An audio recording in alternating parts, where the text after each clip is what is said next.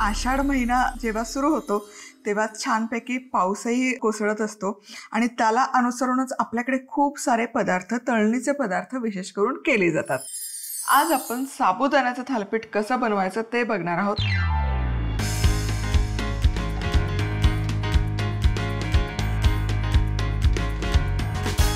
हे थालीपीठ बनवताना यामध्ये आपण बटाट्याचा वापर नाही करणार, तर कसं बनवणार आहोत ते पाहूयात. सगळ्यात आधी साबुदाणा घेतलेला आहे आणि 4 ते 5 वेळा हा साबुदाणा स्वच्छ धुवून घ्यायचा. साबुदाणा स्वच्छ धुवून झाला की यामध्ये साबुदाणा तरंगेल किंवा बुडेल इतपतच पाणी घालायचं आणि आता यावर झाकण ठेवायचं आणि रात्रभर किंवा कमीत कमी एक 6 तास तरी हा साबुदाणा भिजण्यासाठी ठेवून द्यायचा. आज आपण कोशिंबीर आणि थालीपीठ दोनही बनवणार आहोत. त्यासाठी एक बेसिक ठेचा तयार करून घेऊयात. जिरं घेतेय, हिरवी मिरचीचे तुकडे आणि आलं. आता यातलं आलं आणि जिरं तुम्ही खात नसाल, उपवासाला नाही घेतलं तरी चालेल, फक्त मग हिरव्या मिरचीचा ठेचाचा तुम्ही इथे वापर करा. खूप फाईन पेस्ट करायची गरज नाही, हलकासा ओबडधोबडच हा ठेचा करून घेऊया.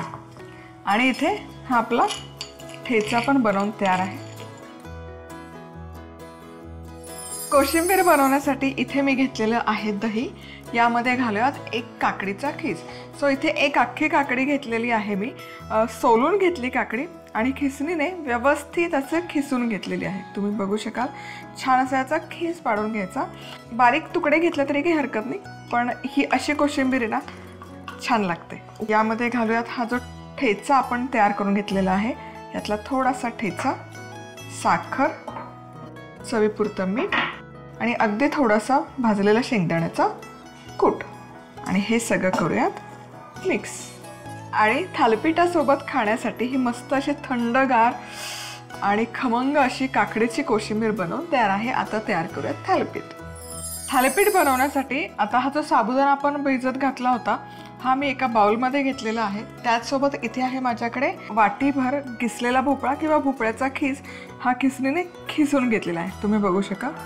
सो हा पूर्ण खीस यामध्ये घालतो. बटाट्याचा वापर नाही करत आहोत. हा ठेचा जो आपण तयार करून घेतला होता हा ठेचाही घालूयात. चवीपुरतं मीठ आणि भाजलेला शेंगदाण्याचा कूट. आता यामध्ये पाण्याचा अजिबात वापर करायचा नाही आहे, कारण लाल भोपळ्यामध्ये खूप सारं पाणी आहे, मॉइश्चर आहे. त्यामुळे पाण्याचा अजिबात वापर न करता हे आपण छान मळून घेतो. आणि इथे ना असं चिवडून मळून हे फार घ्यायचं नाही आहे. याचं कारण असं की मग जेव्हा आपण थालीपीठ करतो ना ते साबुदाण्याचं पूर्ण टेक्स्चर निघून जातं. त्यामुळे हे फक्त मिक्स केलं आणि हा आता थापताना असा एक गोळा करून घेते आणि आता हे तव्यामध्ये थापूयात. आता हा गोळा घ्यायचा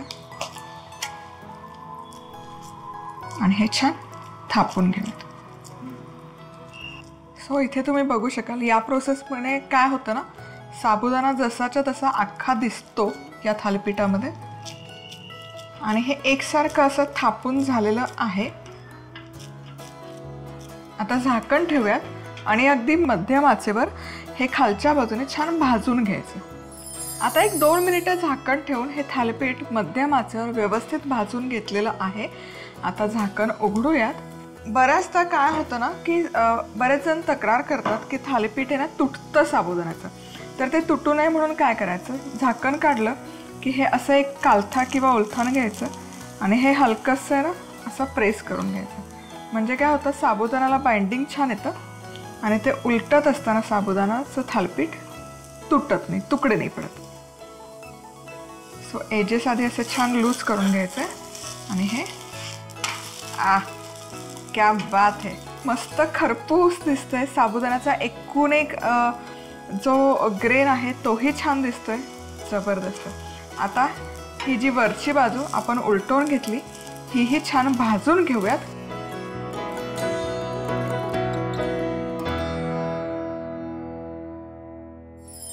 आषाढी एकादशी उपवास विशेष साबुदाणा थालीपीठ करण्यासाठी लागणारं साहित्य: 1 कप साबुदाणा, 1 चमचा जिरे, 2 हिरव्या मिरच्यांचे तुकडे, 1 इंच आल्याचे तुकडे, 125 ग्रॅम लाल भोपळा, चवीनुसार मीठ, पाणी, 2 ते 3 मोठे चमचे भाजलेल्या शेंगदाण्याचं कूट, साजूक तूप.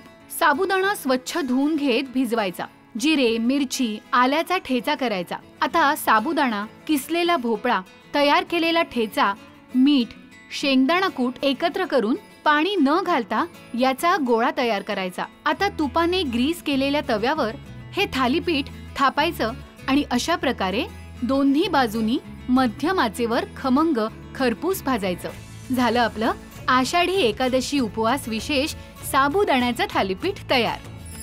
आषाढी एकादशी उपवास विशेष काकडीची कोशिंबीर करण्यासाठी लागणारं साहित्य: अर्धा कप दही, 1 सोलून किसलेली काकडी, 1 चमचा साखर, चवीनुसार मीठ, 1 चमचा भाजलेल्या शेंगदाण्याचं कूट, दह्यात किसलेली काकडी, तयार केलेला ठेचा, साखर, चवीप्रमाणे मीठ आणि शेंगदाण्याचा कूट घालायचा। झाली आपली आषाढी एकादशी उपवास विशेष काकडीची कोशिंबीर तयार। आज आपण बनवतोय उपवासाची गुळपापडी।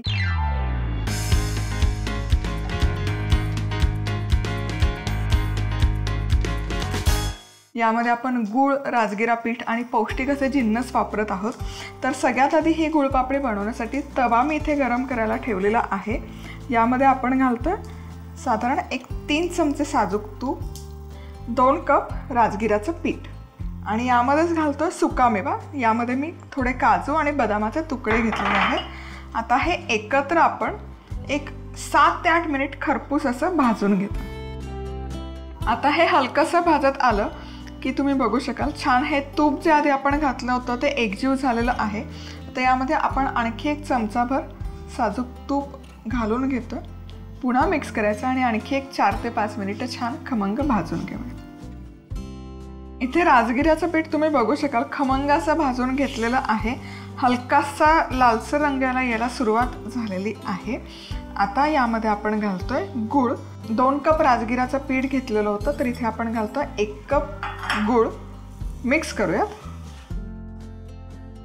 गूळ इथे छान एकजीव झालेला आहे। आता यामध्ये घालूयात वेलची पूड, पटकन मिक्स करायचं। तर गॅस बंद करूयात। ट्रेच्या बेसला आपण थोडंसं पिस्त्याचे काप घालून घेऊयात आणि हे जे राजगिराचं मिश्रण आपण करून घेतलं हे मिश्रण घालायचं। हे मिश्रण पटकन हे असं स्पूनच्या साहाय्याने स्प्रेड करून घ्यायचं, थापून घ्यायचं, म्हणजे ते एकजीव पटकन होतं। आता हे हलकंसं गरम असतानाच याच्या आपण वड्या पाडून घेणार आहोत सुरीने। एजेस थोडेसे याचे लूज होतात, एकसंध त्याला बाइंडिंग येत नाही। सो पण हे गरम गरम असतानाच वड्या एका बाजूला करून घ्यायच्या, कारण जर तुम्ही नंतर हे कट करायला गेलात तर गूळ ॲक्च्युली थंड झाला की थोडासा भुसभुशीत होतो आणि मग वडी त्याचे तुकडे पडणार नाही। त्यामुळे शक्यतो हे सगळं प्रोसेस गरम गरम असतानाच करायची। येस, तुम्ही बघू शकाल मस्त वड्या पडलेल्या आहेत आणि इथे 5 मिनिटं झालेले आहेत। हे छान अशी थंड झाली वडी, तुम्ही बघू शकाल मस्त दिसत आहेत। एकतर खूप छान खुसखुशीत होतात या राजगिराच्या गुळपापडी किंवा वड्या तुम्ही म्हणू शकता। महिना ते 1.5 महिना खूप छान खमंग खुसखुशीत तशाच राहतात। इवन तुम्ही मुलांसाठी काही हेल्दी ऑप्शन बघत असाल डब्यामध्ये स्नॅक्ससाठी, तर हा परफेक्ट ऑप्शन आहे।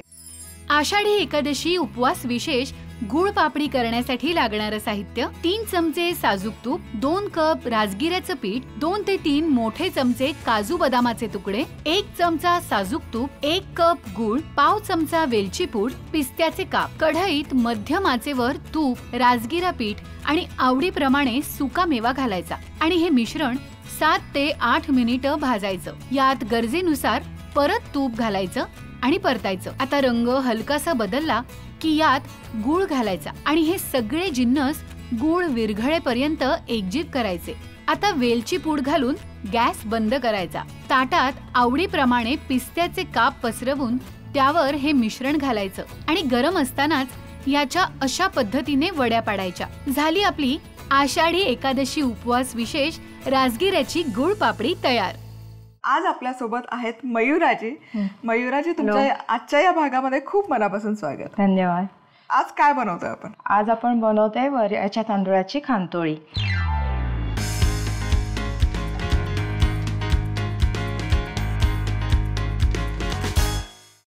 पहिल्यांदा हे तूप घ्यायचं।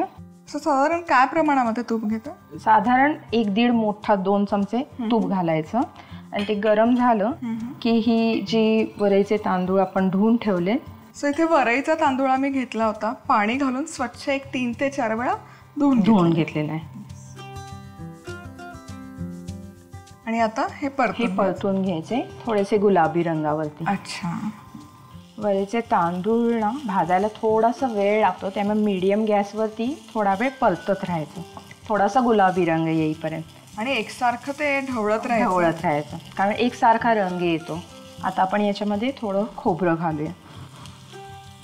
खांतोळी खाताना ना ते जे खोबरं दाताखाली येणार आहे ते कमाल लागणार आहे.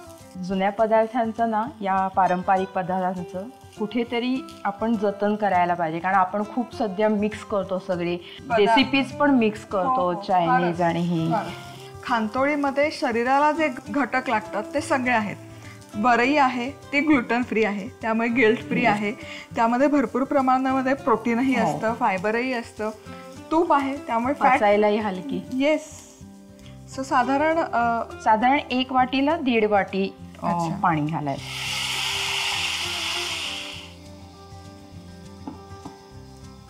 वा, तो वरईचा रंग तुम्ही बघाल काय खुलला आहे. आता आपण हे झाकण घेऊन थोडी वाफ आणून घेऊ आणि वरई छान शिजली पाहिजे. सो आपलं ना हे मिश्रण शिजतंय, वाफवतंय. सो तोवर आता तुम्ही बरेच पारंगत आहात, तुम्ही बरेच पदार्थ बनवत असता, तर आपल्या सुगरणींसाठी काही सल्ला आहे का?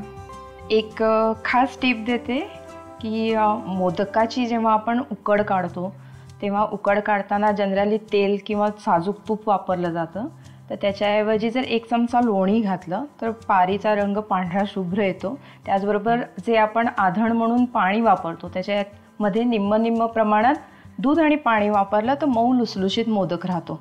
क्या बात आहे, किती छान. आता ह्याची वाफ आलेली आहे, आपण बघूया. क्या बात आहे, काय मस्त वरई फुललेली आहे.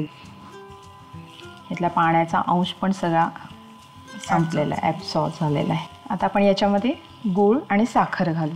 अच्छा, दोन्ही घालतोय.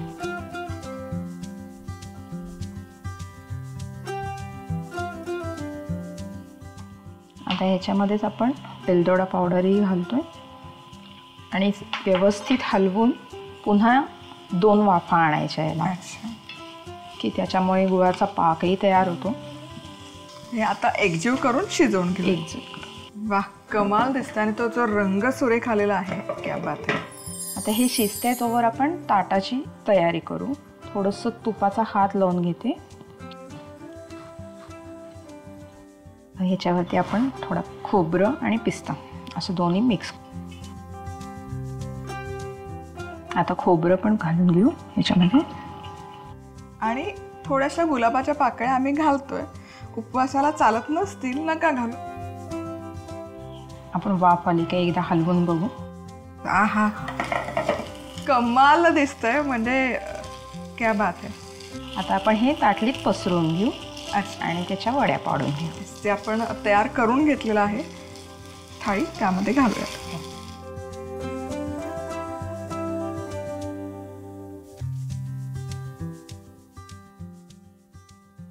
आणि आता हे एकसारखं आपण स्प्रेड करून घेतोय डिशवर. आता थोडं हे सेट झालं की त्याच्या आपण वड्या पाडून घेऊ. म्हणजे अगदी थंड व्हायची वाट नाही बघायची, हलकसं गरम असताना, कोमट असताना वड्या पाडून. आता हे थोडंसं गार व्हायची वाट बघू. गार झाल्या की वड्या डिशमध्ये काढून सर्व करू. आता आपल्या ह्या वड्या सेट झाल्यात गार थंड होऊन, तर आपण आता याचं प्लेटिंग करू.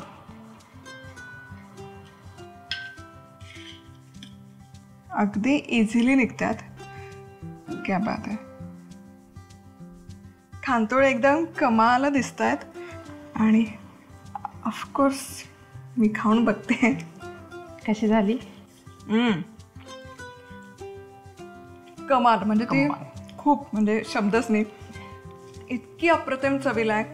वरई आहे, गूळ आहे, ओल्या नारळाचं जे फ्रेशपणा असतो तो दाताखाली उतरतो. मस्त. आषाढी एकादशी उपवास विशेष वरईची खांतोळी करण्यासाठी लागणारं साहित्य: 1 कप वरई, खवलेलं ओलं खोबरं, 3 ते 4 कप गूळ, पाव कप साखर, वेलची पूड, साजूक तूप, पिस्त्याचे काप, गुलाबाच्या सुकलेल्या पाकळ्या, पाणी. वरई स्वच्छ धुवून पाणी निथळून घेत हलकासा गुलाबी रंग येईपर्यंत तुपात परतायची। आता त्यात ओलं खोबरं परतायचं। आता गरम पाणी घालत झाकण ठेवून पाणी पूर्ण शोषलं जाईपर्यंत या मिश्रणाला वाफ काढायची। आता गूळ, साखर, वेलची पूड घालून गूळ विरघळेपर्यंत हे मिश्रण झाकण ठेवून शिजवून घ्यायचं। तुपाने ग्रीस केलेल्या ताटात पिस्ते, खोबरं, आवडीप्रमाणे गुलाब पाकळ्या घालून तयार केलेलं वरईचं मिश्रण घालायचं आणि गरम असतानाच याच्या वड्या पाडायच्या। झाली आपली आषाढी एकादशी उपवास विशेष वरईची खानतोळी तयार। घरच्या घरी फटाफट आपण दुकानातून आणतो ना तसेच अगदी वेफर्स बनवून तयार होतात।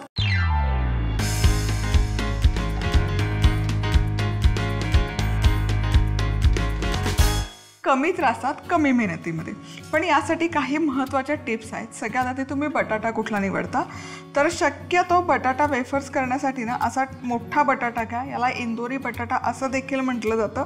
स्वच्छ धुवून घेतलेला आहे, धुवून पुसून घेतलेला हा बटाटा आहे। छोटे पांढरे पातळ सालीचे बटाटे नाही घ्यायचे, कारण त्यामध्ये ना स्टार्चचं प्रमाण खूप असतं आणि मग तळताना त्याचा रंग बदलतो आणि ते लालसर होतात। आणखी एक गोष्ट सगळ्यात महत्त्वाची म्हणजे बटाटा कधी फ्रीजमधला ठेवलेला नाही घ्यायचा। दुकानातून आणलेला तो रूम टेम्परेचरवरच ठेवलेला बटाटा घ्या। फ्रीजमध्ये ठेवलेला बटाटा असतो ना त्यातलं साखरेचं प्रमाण वाढतं आणि मग तळताना त्याचा रंग पूर्ण बदलतो। सो या दोन महत्त्वाच्या टिप। आता या बटाट्याचं आहे ना साल काढून घ्यायचं। साल काढलं तर जरा एकसारखं ते तळलं जातं। हे झालं की पुढे काय करूयात, एक प्लेट घ्यायची। प्लेटवर असं एखादं सुती कापड ठेवायचं किंवा टिश्यू पेपर ठेवला तरी चालेल। हा जो स्लायसर आहे ना हा स्लायसर घ्यायचा आणि याचे स्लायसेस यावर पाडून घ्यायचे। आता आहे ना हे बघा, आता इथे बघाल छान असे पातळसर वेफर्स तयार आहेत, एकदम ट्रान्सल्युसंट। पण यामध्ये ना पाणी खूप आहे, पचपचीत असा पाण्याचा अंश आहे। मग काय करायचं, हेच असं सुती कापड घ्यायचं किंवा टिश्यू पेपर घेतला तरी चालेल। हे पाणी यातलं पूर्ण आहे ना असं निथळून घ्यायचं, जितकं शक्य असेल तितकं, म्हणजे मग वेफर्स पटकन तळले जातात, त्यातलं स्टार्च कमी होतं। चला आता ते तेल तापवलेलं आहे, पण खूप कडकडीत गरम नाही करायचं। तेल छान गरम झाला की गॅस मंद आचेवर करून घ्यायचा आणि हे बघा, हे काही मी टिश्यू पेपरवर काढून ठेवलेत। हे वेफर्स तेलामध्ये सोडूयात आणि खूप सारे वेफर्स आहेत ना पाडून ठेवायचे नाही, नाहीतर आहे ना ते काळे पडतात। त्यामुळे मी एकच बटाटा केलेला आहे आणि त्याचे एक बॅच तळत असताना मग पुढचे तुम्ही करू शकता। आणि हे वेफर्स आहेत ना अगदी मंद आचेवर तळायचे। जरा जरी टेम्परेचर वाढलं ना तर त्याचा रंग बदलतो आणि त्याला लालसर रंग येतो। त्यामुळे ही अगदी महत्त्वाची स्टेप आहे की अगदी मंद आचेवर गॅस ठेवा आणि ते छान असे खुसखुशीत कुरकुरीत तळले जाते। आता इथे ना बघा छान असे बदामी रंगावर खरपूस हे वेफर्स तळून झालेले आहेत। छान असा एकसारखा रंगाला मस्त कुरकुरीत झालेले आहेत। आता हे काढूयात टिश्यू पेपरवर।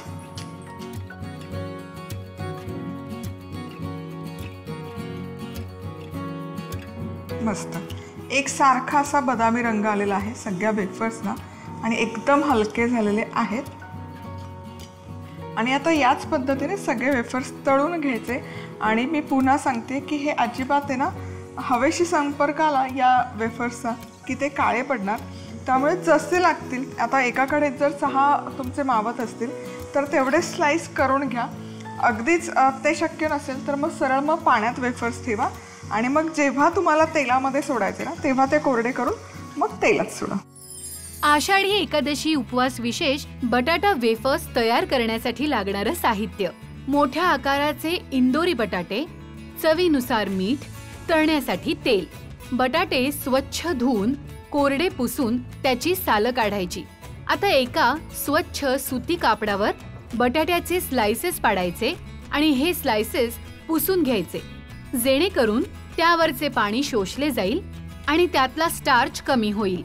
आता मध्यम गरम तेलात मंद आचेवर बटाट्याचे स्लाइसेस तळायचे. जास्तीचं तेल निथळण्यासाठी हे वेफर्स टिश्यू पेपरवर काढायचे. यावर चवीप्रमाणे मीठ घालायचं. झाले आपले आषाढी एकादशी उपवास विशेष बटाटा वेफर्स तयार.